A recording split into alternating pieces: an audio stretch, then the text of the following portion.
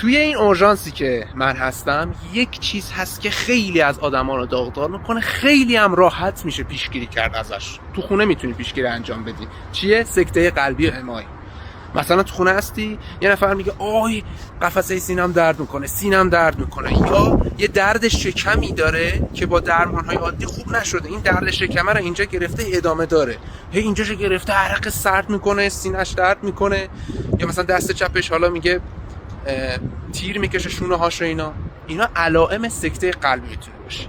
دو تا چیز حتما توی خونتون داشته باشین. یک، قرص آسپرین 80، هر موقع علائم رخ داد 3 تا قرص آسپرین 80 رو بدین بجوه. 2، قرص نیتروگلیسرین زیرزبونی بلافاصله علاوه بر اون آسپرین، نیتروگلیسرین زیرزبونی بزنین زیر زبونش، این کار انجام بدین و سریع بیارین اورژانس پیش ما. با این کار خیلی خطر سکته قلبی میاریم پایین. مواظب خودتون باشین.